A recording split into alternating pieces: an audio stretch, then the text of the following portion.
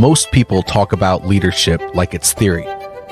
I've lived it in the mud, the chaos, and the moments nobody writes about. This show is the truth, raw, unfiltered, and built for leaders who actually give a damn. If you're ready to grow, ready to own your own story, and ready to lead from the front, you're in the right place. Speak up, show up, lead. Let's get into it. Let's get into it. My name is JJ Hardy, the host of the show, and welcome to another episode of Speak Up, Show Up, Lead. I'm here with my guest, Kade, and we're going to talk about self-leadership today. He's a fitness trainer, and when I met him, I knew he'd be a great guest for the show. So, Kade, you want to go on here and tell us a little bit about yourself? Sure. First and foremost, I appreciate you having me on, JJ. I appreciate the opportunity to speak to your audience, and that was a really cool intro. So thank you. This is my first live podcast, so I'm excited about this. This is cool. And we connected before we started streaming here, last week, and I felt like we were super aligned in our values and what we want to bring to the audience. So I'm excited to speak with your people and my people and just provide as much value on here as we possibly can. So just a little bit about my background. Like JJ said, I'm a fitness coach online. I started working in gyms for like 6 years, and then around COVID time transitioned online, and I'm able to package, the tools people need to reach their fitness goals and lead themselves first, so they can lead everyone else that they lead, in a virtual setting. So that's what I do. Got into this at a very early age. I just turned 32 yesterday, and I have been doing this since I was about 20 years old. So I've been doing this for about 12 years with fitness coaching, and just very passionate about what I do. I was a 5'11", 120-pound kid in high school. Took control of putting on muscle and my own physique. Just found a lot of confidence from doing that, and then started training other people to do the same, take control of their health and fitness and their bodies while I was studying it in school at Texas A&M. Whoop, if there's any Aggies watching. And I've been passionate and doing it ever since. So appreciate the opportunity to speak to your audience today. Yeah, no, I'm excited. And I like the way you described what you do. It's, how we show up determines how people feel about us, and how people remember us, and how people want to interact with us. And so, fitness is one of those things where, you do one thing like you do everything. So, if you're showing up for yourself, not just physically, that fitness part of it actually increases your mental agility. It increases your physical agility. And by the way, it increases your confidence, because when you look good, you feel good. Yeah, absolutely. And Lord knows I need all the mental help that I can get. Right. Well, that's a topic for another time, buddy, but I agree. I'm in the same boat. Yeah. So it's like, hey, let's help ourselves. Right. So but I completely agree. And I hear it from my clients all the time, where they take control of this area and feeling good with their health and their fitness and taking control here. And they feel like they've got more control for everything else that they do. So I'm just super passionate about that. We have a few people that are trying to step on stage and be bodybuilders, but most of the people we work with are, I'm sure a lot of your audience listening, like regular, professionals who have normal jobs, right, and families, and they want to just effectively lead the people they serve and love. And I find that, and I feel like you agree after our chat last time, like you can't effectively do that optimally if you're not leading yourself first and taking care of you and pouring into your cup. Because if you don't do that, then you've got nothing else to pour out to everyone else. So it's not only how we show up, right? Other people, sure. I mentioned all that stuff right off the jump, but I really feel like physical fitness, mental fitness, all of those things are really important, because my goodness, one thing that a lot of people have a hard time with in their life is leading themselves. They get so caught up in a lack of discipline, and it's not just the way they look. It's also, the way they make decisions and the way that they interact with themselves, and how they and how they think about stuff and plan things and all kinds of, I mean, I really do believe that you do one thing like you do everything. And so showing up and leading yourself through life, that's more than just, doing a good job at work. It's Right. when you're showing up for yourself, it means something completely different. What does that mean to you? It's a good question. Yeah. And it's something I hear probably the most common when I first get on calls with people and they're interested in taking control of this area of their life is they feel like they don't have confidence, right? Maybe even people that are being very successful in other areas of life, right? But it's like they don't have control over one area and they're not keeping the promises to themselves. And so that's lowering their confidence. And that's really where I find, the benefit in leading yourself first is like, you got to build that self-trust. It's not about like having 6-pack abs or, any outcomes really. It's just, when you keep those promises to yourself and you build that self-trust, then you're trustworthy for other people. And that's how I feel like then you can show up, like you said, with that confidence and clarity because you're like, hey, like I'm doing the things that I told myself I was going to do. And so I feel confident to lead others because I know that I'm leading myself. I love that. As a matter of fact, I just had a whole call about that, a live stream where we were talking about, how this facade disappears once the pressure comes on. Yeah. And we talked a lot about the promises that we keep to ourselves and how that affects how we show up. And part of that is authenticity, and making sure that, we're realistic with who we are, but also knowing who we are and then being comfortable with that. It's all part of what you just said about keeping promises with yourself. Yeah. And that's one thing a lot of people don't do. They will say, I really want to go and do this thing. And then they'll start it. They'll be really happy about it. They'll get pumped up. They'll get super excited. And then what happens with that when that excitement wears off? Yep. They quit. Yeah. So, I mean, what's your take on that? How do you help people with that specific thing? Because I know that even with my coaching program, I do executive coaching as part of my business. I would like to hear it from the fitness standpoint, how you help people kind of get over that hurdle. It's a great question. And it's funny you asked that because this morning, so every morning I put a message into our client WhatsApp group with our clients, all our fitness junkies, we call them.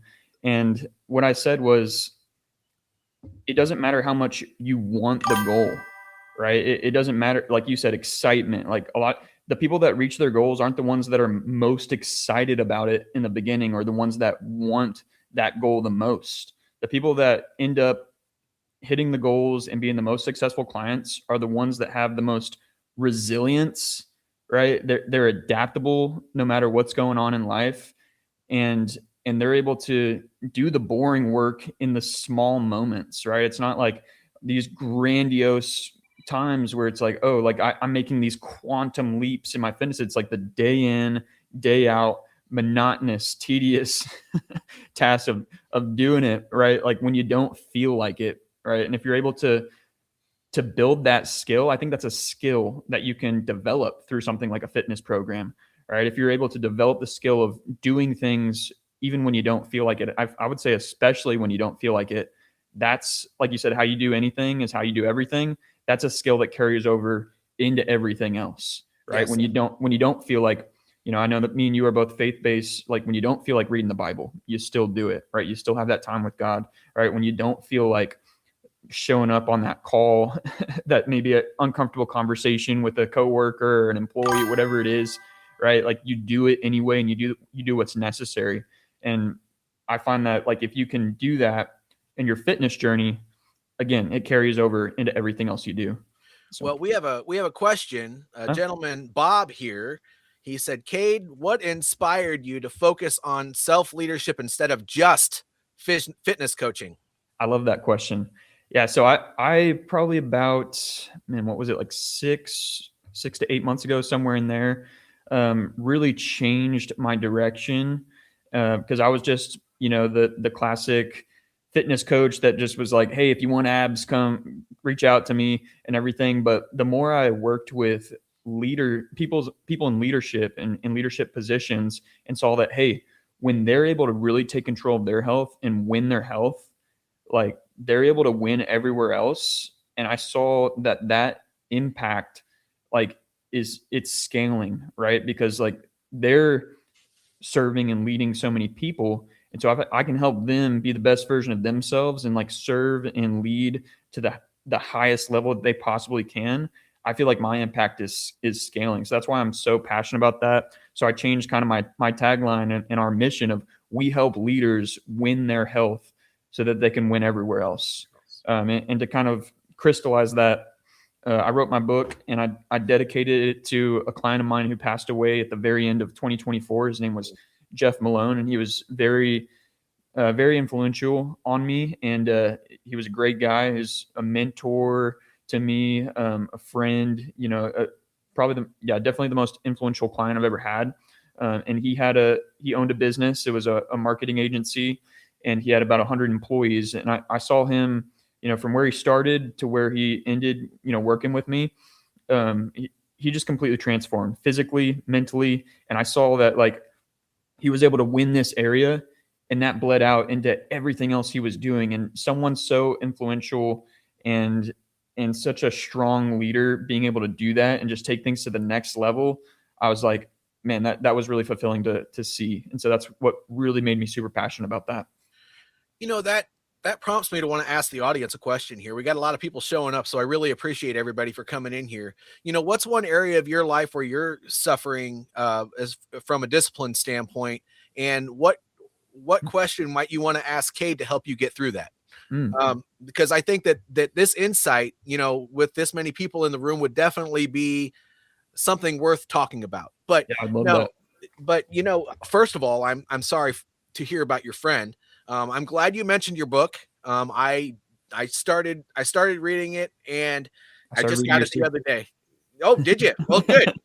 I don't know if you had a chance to look at it yet. Mine just showed up a couple days ago, so I haven't had a chance really to much look at your book, but I have read through a bit of it. And I tell you what, I'm already inspired by what you have to say, and I haven't even gotten to the parts that talk about how to kind of integrate all of this stuff into your life yet. But I saw that that's coming, so I'm glad that that's coming, because I Lord knows that throughout the years, especially about a year and a half ago, I was up to 285 pounds, and now I'm down to, 243. It just goes to show that if you give up in one way, my give up point was I retired from the military, and I said to myself, I'm not getting up early in the morning and doing that crap anymore. I did that for so long. Yeah. I'm just not going to do it anymore. And then one day I looked at myself in the mirror, and I didn't even recognize the person that was there. I'm like, well, that person couldn't have ever been a soldier. And so I started working on it again.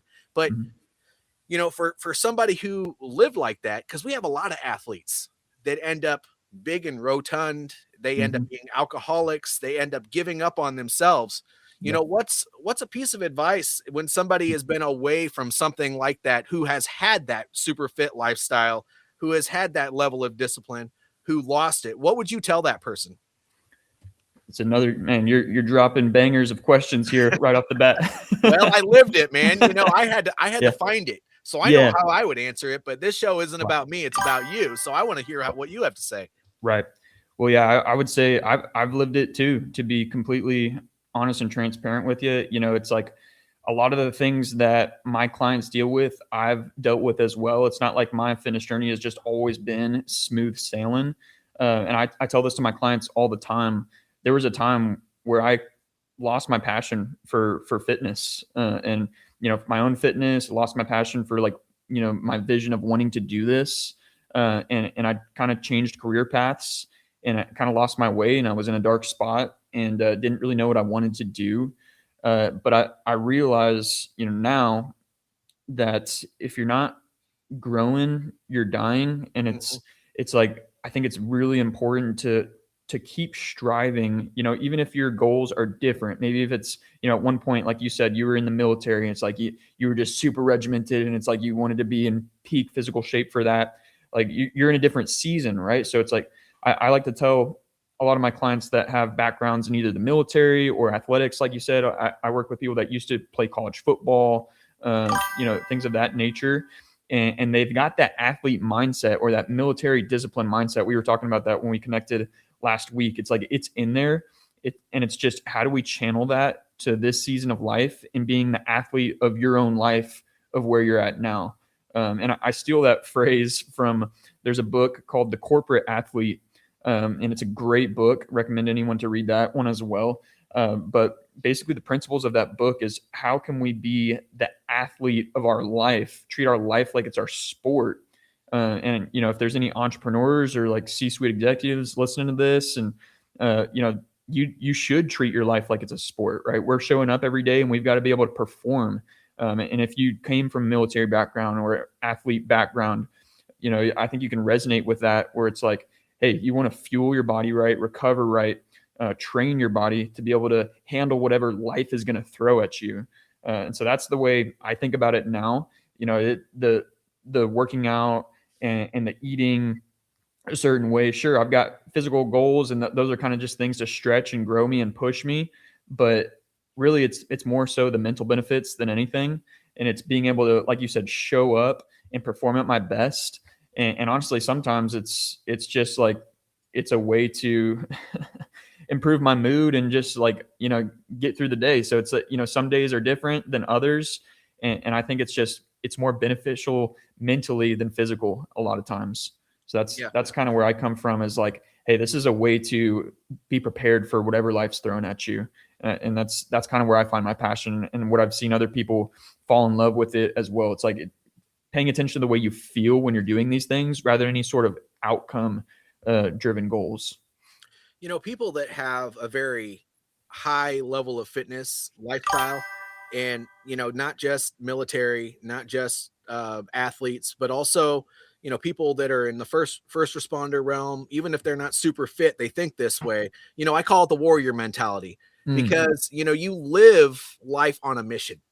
And, in order to meet that mission, you have to be super fit. So I love the way you described that. And I think that the warrior mentality really kind of sums that up, because, when you have to meet all of these other things, let's say you have a goal in mind, if you can't even get up and get off the couch to go accomplish that goal, well, fitness is important. So, but I don't want to skip out on the audience here. So let me see. Got some We had questions. a couple questions here. Real estate with Kate. I think this is about your why, actually. So how has Cade's athletic background influenced his leadership philosophy? I love that. I love that question. Thank you for that question, Kate. So I was a captain of my high school football team. Even though, coming into sophomore year, I was 5'11", 120 pounds, one of the smallest, skinniest kids on the team. But through pure grit and determination, and just my work ethic, I think that's the only reason I was chosen to be one of the captains. I just worked harder than everyone. But even when I was the team captain of my high school football team, I was one of the quietest. I didn't say a single word probably the whole season of my senior year. And, it's kind of funny you asked that question, Kate, because I think that's something that I almost have a chip on my shoulder about, and it's like, hey, I was able to work hard and lead by example. And that was super powerful. But it's also, how do we use that, to really showcase what we're able to do and perform and help and serve and steward our body to lead others. Right. Yeah. I think I was just so focused on just the physical aspect, but it's like, how do we use that and how do we steward our body and our fitness and being mentally and physically fit to be able to lead everyone else. And so that's kind of what, that background has shaped me a little bit. And I also competed in bodybuilding last year. I won my first show I ever did, natural bodybuilding. And then I went to a championship show, and there was a lot of competition there. Did not win that one.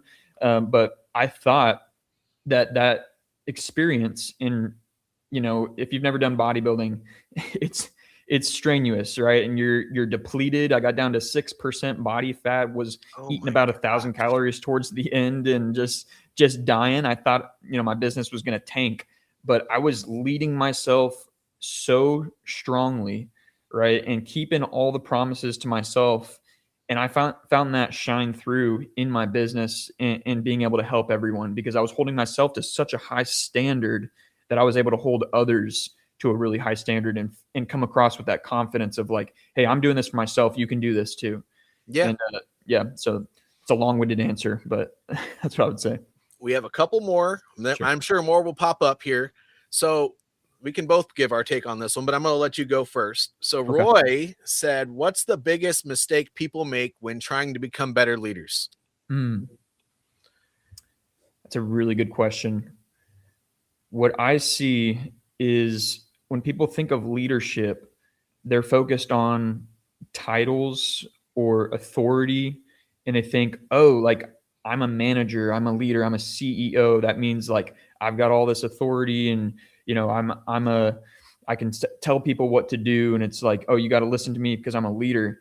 But I think, you don't even really need to be in a leadership role to be a leader. I think it comes from a place of servant leadership and wanting to help, and coming from like, what's the value I'm providing, rather than, oh, I'm trying to be a leader because I want to be a source of authority. Right. So that's something I've really kind of marinated and thought about a lot in the last year, as I've kind of transitioned to like, that is who I want to focus on helping, it is leaders. And, it's something I think about for myself quite a bit. And the team that I have is, hey, like, sure, I'm the owner of my business, but like, I'm trying to show up and just serve. That's really the main thing. So it's like, people think leadership and kind of the frontline people are separate. It's like, no, like everyone's serving in their position. So you should be striving as a leader to still be focused on what's the best service I can provide. When you talk about titles, being the definition for leadership for a lot of people, the one thing people don't understand is that I have met people in some very high positions.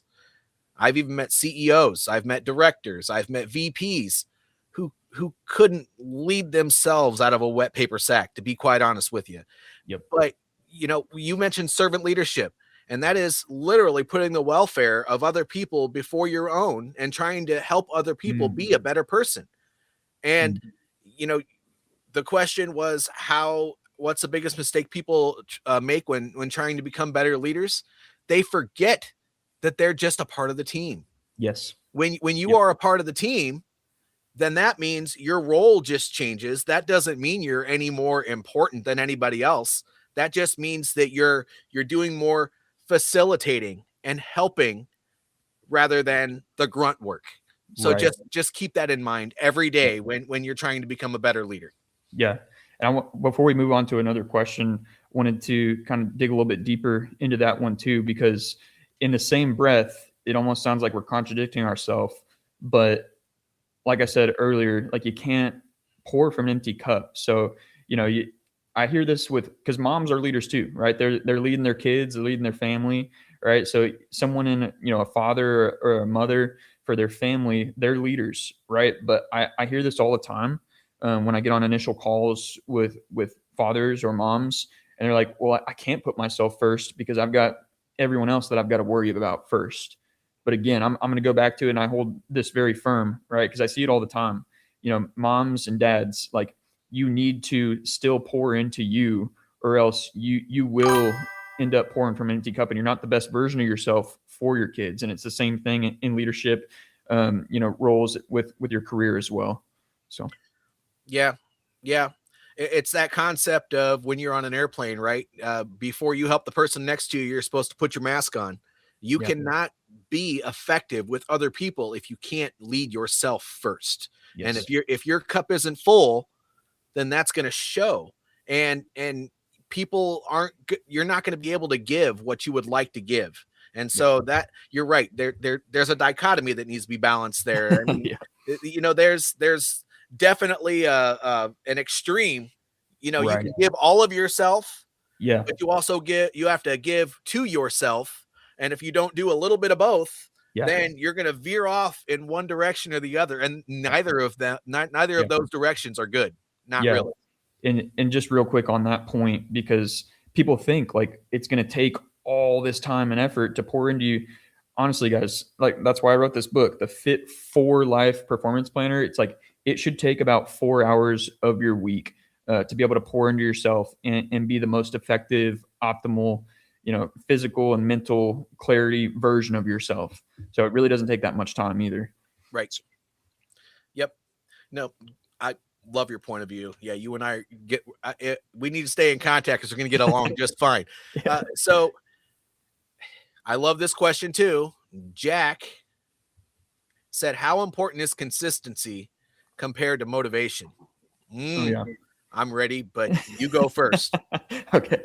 Yeah. So motivation, man, it's a funny word, honestly, at this point to me, because motivation it's an emotion, right? It is 100% going to come and go. You cannot rely on motivation. Like you could be excited and as pumped up as all get out. It's like my assistant coach says this all the time. You drop a dumbbell on your foot, you're not very motivated anymore. Right. So it's, again, going back to showing up when you don't feel like it. And that is literally a muscle that you can build. Right. So it's like when you're able to stay disciplined and ingrain habits and just make it a part of your lifestyle and do the things necessary consistently and just make those automatic habits, that's the goal. And then you don't have to rely on motivation, because motivation is 100% fleeting and it's going to come and go. Yeah. So I agree.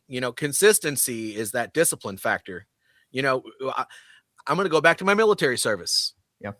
How I said that I got out and I was like, I'm not getting up early in the morning. I'm not doing any of that crap. But guess what? That getting up early every day, it gives you the ability to tackle that important physical health thing that you need to tackle every day. Because guess what? If you don't, then the rest of the day is going to hijack your ability to work out. And that from 9 o'clock on or 8 o'clock on or whatever it is, what time that you start your day, unless you work overnight, just it doesn't work out. So discipline, you're right. Doing the things that need to be done, not the things that you want to do, but the things that you need to do.